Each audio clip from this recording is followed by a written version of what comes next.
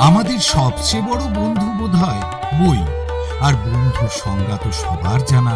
সেই কোন আদিকাল থেকে শুনে আসা হিতোপদেশের শ্লোক। উৎসবে বেসনে চৈব, দুর্ভিক্ষে রাষ্ট্র বিপ্লবে, রাজোদ্ধারে শ্মশানে চ, যতিষ্ঠতে স বান্ধব।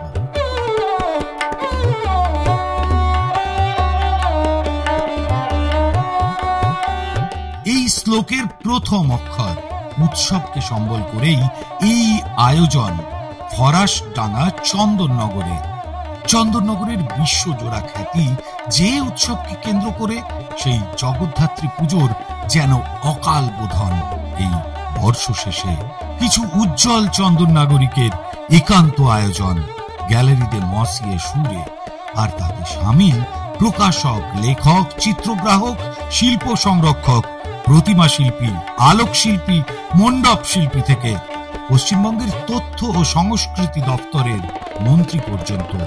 উদ্দেশ্য এক চলমান দলিল, এক মূর্ত শিল্প, জগদ্ধাত্রী পুজোর ইতিহাস, ঐতিহ্য, ভূগোল আর প্রবহমান শিল্প সত্তাকে, তার বিবর্তনকে ধরে রেখে বইয়ের আকারে সময়ের কাছে, আগ্রহীদের কাছে তুলে ধরা।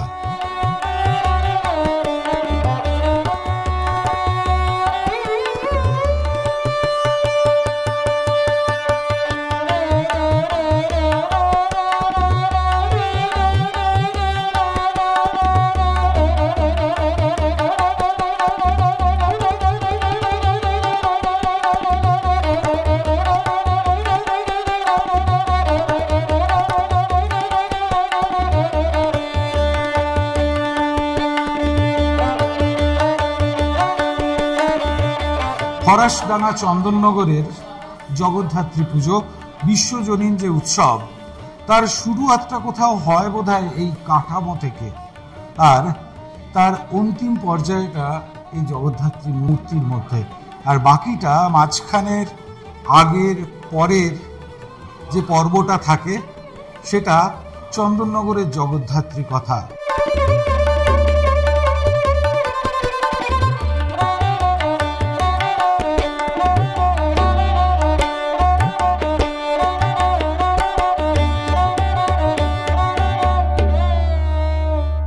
অকালবোধন নয়, এখন দেবীর বাসন্তী পূজা, কিন্তু চন্দননগরে এখন জগদ্ধাত্রী পুজোর অকালবোধন চলছে গ্যালারিতে মসিয়ে সুরে। কেন বললাম? এই যে বইটা চন্দননগরের জগদ্ধাত্রী কথা, এই বইটার আজকে উদ্বোধন। সেই উপলক্ষে আপনারা এতক্ষণে দেখেছেন এখানে কি চলছে। আমার সঙ্গে এখন এই মুহূর্তে রয়েছেন এই বইয়ের দুজন কাণ্ডারি, শ্রী দেবাশিস মুখোপাধ্যায় এবং ডক্টর বিশ্বনাথ বন্দ্যোপাধ্যায়। এই বইটাতে কি আছে চন্দননগরের জগদ্ধাত্রী কথা? তিনজনের অবদান আছে। আমি কিছুটা লিখেছি, দেবাশিস মুখোপাধ্যায় লিখেছেন, সেখানে তিনি অনেক নতুন কথা বলেছেন। কাঠামো কি করে পরিবর্তিত হচ্ছে, মুখশ্রী কি করে পরিবর্তিত হচ্ছে, সেটা উনি বলেছেন। এটা একেবারে নতুন জিনিস। এবং জনসাধারণের শক্তি কিভাবে এই পুজোর ভেতর আসছে, একটা জায়গায় যখন নগরায়ণ হয় কোনো কিছুকে ধরে, সেটা একটা পুজোকে ধরে হতে পারে, তখন জনসাধারণের শক্তি সেখানে কতটা কাজ করছে সেটার উল্লেখটা উনি একদম আলাদা করে দিয়েছেন। দেখুন, আমি তো ইতিহাস নিয়ে লিখেছি, ইতিহাসটা সবাই জানে, কিন্তু এই যে নতুন যে পরিবর্তন হচ্ছে এটা দেবাশিস লিখেছেন। চলমান যে ইতিহাসটা, মানে যে ইতিহাসটা আমাদের চোখে পড়ে না, এবং তার বিবর্তনটা, যেমন উনি কতগুলো প্রশ্ন তুলেছেন, সেই প্রশ্ন থেকে আরো সামাজিক স্তরকে আমরা বুঝতে পারছি। যেমন গন্ধেশ্বরীর যে ঠাকুর পুজো, সেইটারই একটা প্রতিরূপ যেন জগদ্ধাত্রী। আরেকটা জিনিস, উনি শাড়ি, কি করে শাড়ি পরানো হচ্ছে, মানুষ কি করে শোভাযাত্রা করছে, বিসর্জন দিচ্ছে কি করে, এই সমস্ত নাগরিক বিষয়ের খুঁটিনাটিগুলো উনি এমনিতেই একটা সিটি হিস্টোরিয়ান, শহুরে ঐতিহাসিক, সেই ওনাকে যেটা আমরা বলে থাকি সেটা এই লেখার ভেতর দিয়ে একদম পরিষ্কার হচ্ছে। এইটা আমার কাছে খুব সুন্দর লেগেছে। এবং পরবর্তীকালে যারা আরো বড় বইটই লিখবেন নানা রকম জিনিস ধরে, সেটা তো এখান থেকে পাবে। আরেকটা দেবাশিসের যেটা আমার কাছে খুব গ্রহণীয় বলে মনে হয়েছে, শুধু বর্ণনা বিশ্লেষণ নয়, ওর ফাঁকে একটা সাইকোলজিক্যাল ইতিহাস আছে। যে কোনো কিছুর মনোবৈজ্ঞানিক ইতিহাসটা থাকা স্বাভাবিক, তাহলে এখানে প্রশ্ন উঠতে পারে আপনি কি করে বলছেন যে মনোবৈজ্ঞানিক একটা ইতিহাস আছে। একটা ছোট্ট উদাহরণ দিই, ওই যে জনশক্তির কথা বললাম না, সেই জনশক্তির কথাতে উনি একটা জায়গায় বলছেন যে একটা বিসর্জনের শোভাযাত্রা যাচ্ছে, প্রতিমার কাপড়ে আগুন লেগে গেছে। মুসলমান রমণী একজন, তিনি কাপড় ফেলছেন যাতে এই ওই আগুনটা নিভে যায় এবং প্রতিমা রক্ষিত হয়। এটা তো একটা মস্ত বড় মনোবৈজ্ঞান, মানে মনোবিজ্ঞান যদি আমরা ধরি, তাহলে সামাজিক মনোবিজ্ঞানের একটা স্ফুরণ। কোন পথে শোভাযাত্রা যায়, কোন কোন ক্লাব করে, কত বছরের জন্য করে, এই বিষয়গুলো কিন্তু আমরা অনেকেই যারা একদম প্রথাগত ইতিহাস লিখি, আমরা এগুলোকে এড়িয়ে গিয়ে আমরা শুধু বিষয়টাকে বিশ্লেষণ করে দিয়ে বেরিয়ে চলে যাই, কিন্তু এগুলো ইতিহাসের অঙ্গ। এইটা আমি সমকালীন যারা যারা ইতিহাস লিখেছেন, এবং আমার একটা ছোট্ট ছোটি বই ছিল এর আগে, আমিও পারিনি, কিন্তু যেটা উনি পেরেছেন। তার আগে যেটা বলতে হবে যে দেখুন, এইটা জগদ্ধাত্রী পুজোর দিন 20-25 আগে মায়া বুকসে, মায়া আর্ট স্পেসে একটা আলোচনার আসর বসেছিল। আমি বিশ্বনাথ দে এবং এখানকার পিনাকি দে সে সঞ্চালক ছিল, এবং সেইটা অনুষ্ঠানটা হয়ে যাওয়ার পর চা খেতে খেতে প্রথম মা আর্ট স্পেসের যিনি কর্ণধার মধুচন্দ্র সেন, তিনি বললেন যে এটা নিয়ে তো একটা বই হতে পারে। এবার আমরা ভেবেছি যেটা হয় আর কি, আবেগে অনেকেই বলে তারপর ভুলে যায়, তা আমরা সেরকম চুপচাপই ছিলাম। কিন্তু উনি ফোন করে আবার একটু তাগাদা দিলেন, কি কতদূর ভাবলেন, কিছু করলেন কিনা। তখন বিশ্বনাথ দাকে গিয়ে বললাম, আমার বিশ্বনাথ দার তো লেখা ছিলই, এর আগে বিশ্বনাথ দার পুস্তিকা বেরিয়েছে জগদ্ধাত্রী পুজো নিয়ে, পুরাণের কথা, এই যে চেঞ্জ হচ্ছে ঠাকুরগুলো, কিভাবে ওই যে নবরায়ণ হচ্ছে, নবজাগরণ হচ্ছে, এগুলো বিশ্বনাথ দার লেখাতে পুরোটা রয়েছে। আর ভাস্কর দা খুব ভালো ছবি তোলেন। বলেছিলাম যে আপনার ছবি আমার লেখা নিয়ে একটা চমৎকার বই হতে পারে।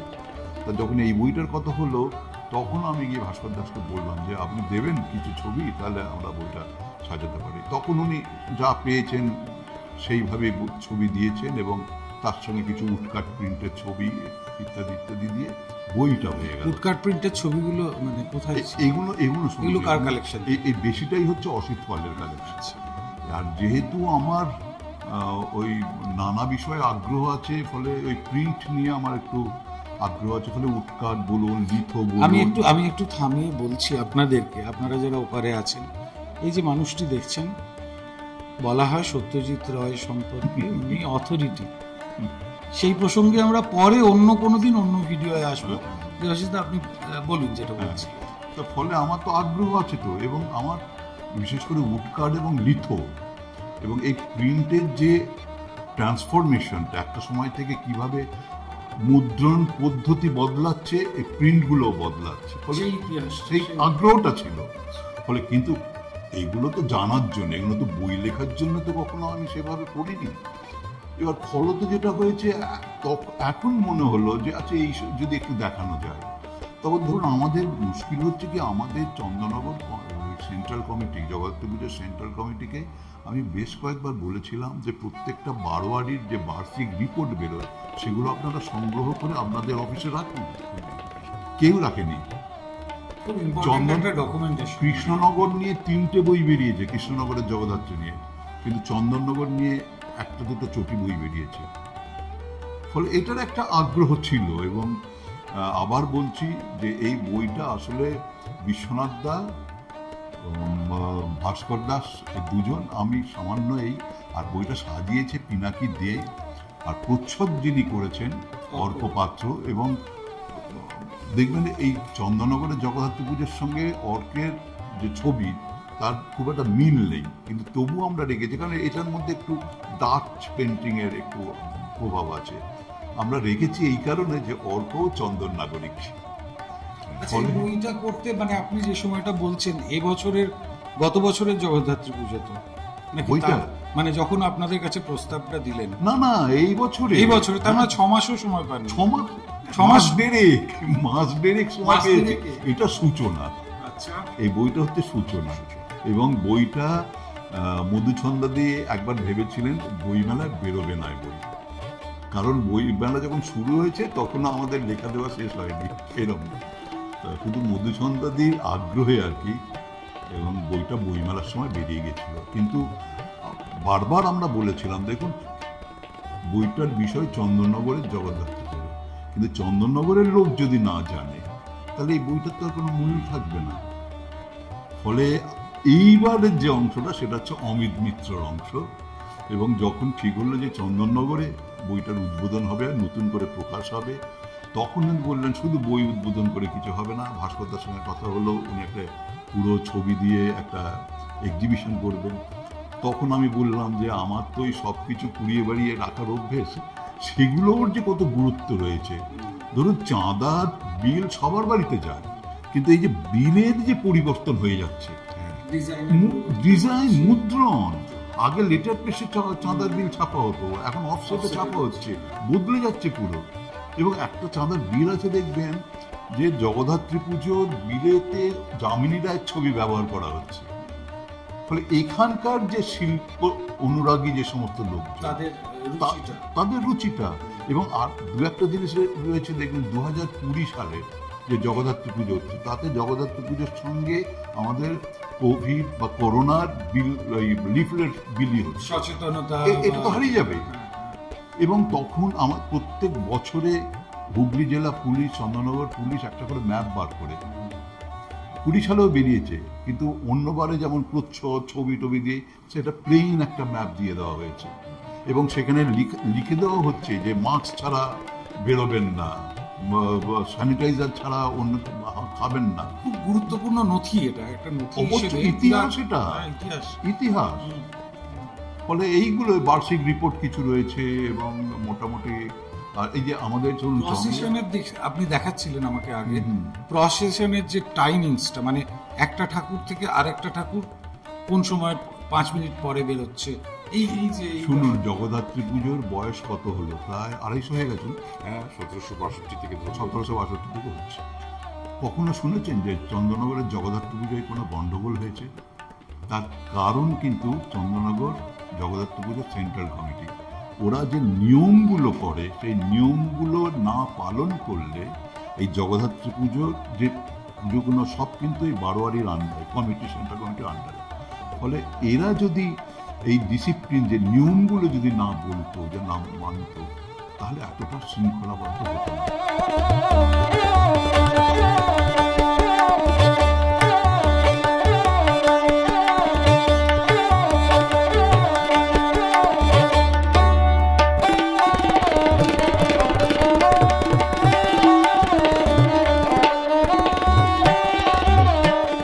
চন্দননগরের ছেলে তো আমি, সেই জন্য জগদ্ধাত্রী পুজোর একটা ব্যাপারে একটা বিশেষ রকমের প্যাশন চন্দননগরের মানুষদের আছে।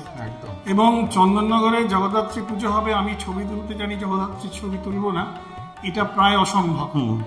ফলে এই ইনফ্যাক্ট জগদ্ধাত্রী ঠাকুরকে দিয়েই আমার ছবি তোলা শুরু।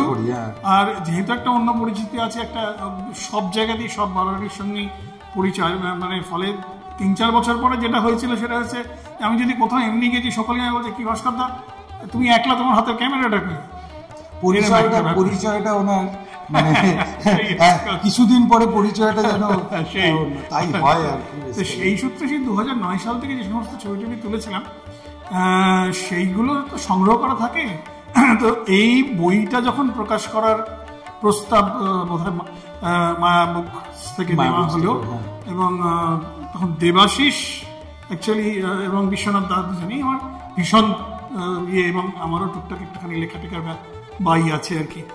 তো সেই সূত্রে দেবাশিস তখন আমাকে বললো যে ভাস্করদা আপনার ছবিগুলো একটু দেবেন। তো আমি মোস্ট গ্ল্যাডলি, মানে আমার ছবি ওখানে ইয়ে হবে, এটাতে মোস্ট গ্ল্যাডলি। তো তখন ব্যাপারটা হলো, তারা ছবিগুলো নিলেন এবং সেই ছবির দিয়ে বইটা প্রকাশ হলো।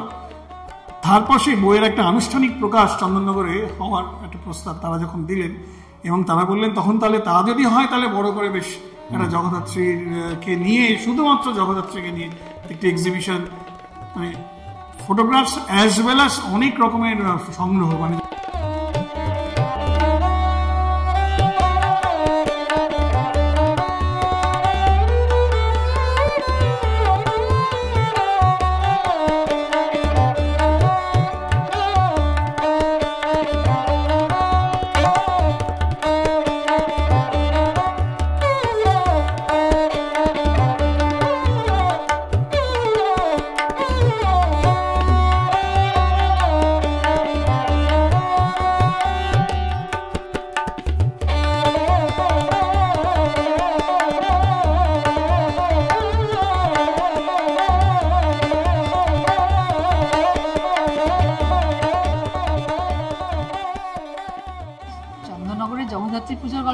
সবাই শুনেছি, এসেছি, দেখেছি সবকিছুই। তা গত 2024-এ জগদ্ধাত্রী পুজোর ঠিক আগেই আমাদের মায়া স্পেসে একটি আড্ডা সেশন হয়, ঠিক জগদ্ধাত্রী পুজোর আগে। সেই আড্ডা সেশনে জগদ্ধাত্রী পুজো নিয়ে কথা বলার জন্য বিশ্বনাথ বাবু, দেবাশিস মুখোপাধ্যায় এবং পিনাকি দের সূত্র ধরেই কথা হয়েছিল। তা ওনারা এসেছিলেন, এসে জগদ্ধাত্রী পুজো নিয়ে আলাপ আলোচনা, গল্প, আড্ডা সব কিছু হয়েছিল। এবং এই আড্ডার পুরো গল্পটা অত্যন্ত সুচারুরূপে হয়েছিল এবং অত্যন্ত কি বলবো, একটা মানে আমিও শুনছিলাম গল্পটা, মানে ইনফরমেটিভ, ইন্টারকানেক্টেড, মানে হিস্ট্রি আছে সেখানে, একটা বিবর্তন রয়েছে। তো চন্দননগরের ইতিহাস থেকে শুরু করে আজকে পর্যন্ত কিভাবে এই পুরো জিনিসটা, ওনারা তো দুজনেই বহু বছর ধরে কাজ করছেন জগদ্ধাত্রী পুজো নিয়ে, জগদ্ধাত্রী ঠাকুর নিয়ে। তা সেই সূত্র ধরে সেই আড্ডাটি অত্যন্ত সাকসেসফুল একটি আড্ডা হয়েছিল। এবং আড্ডাটি শেষ হওয়ার পরে আমি ওনাদের প্রস্তাব দিয়েছিলাম যদি এটা একটা বই করা যায় কেমন হয়, এবং সেই প্রস্তাবে ওনারা রাজি হয়েছিলেন। সামনেই বইমেলা এসে গেছিল, তো সেই সূত্র ধরে আমরা ভেবেছিলাম যদি বইমেলাতে এটা প্রকাশ করতে পারি।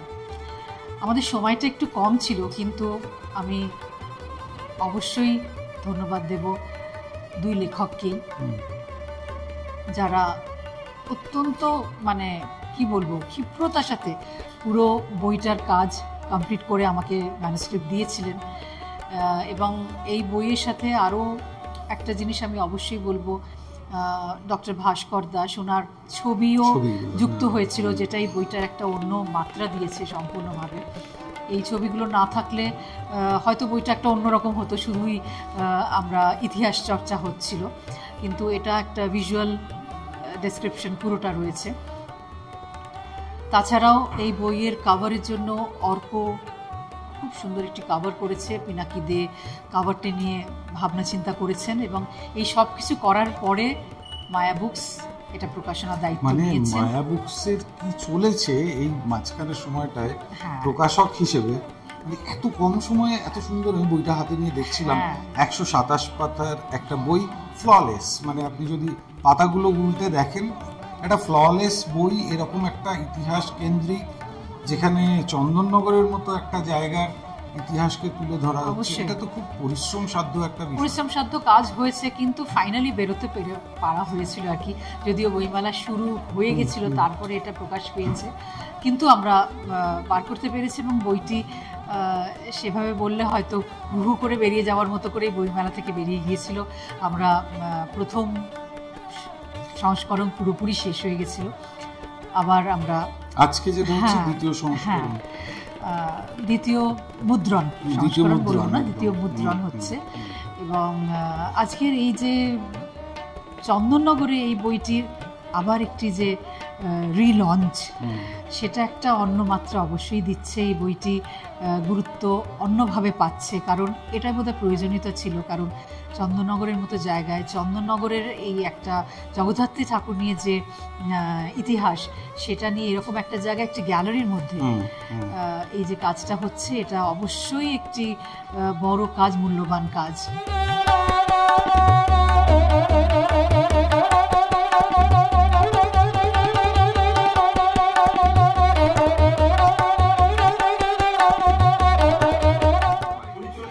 চন্দননগরের জগদ্ধাত্রী কথা, যে বইটার কথা এতক্ষণ শুনলেন, তার পিছনে অদৃশ্য যে কাণ্ডারি অমিত মিত্র আমাদের সঙ্গে এখন আছে। দৃশ্যমান, তাই তো?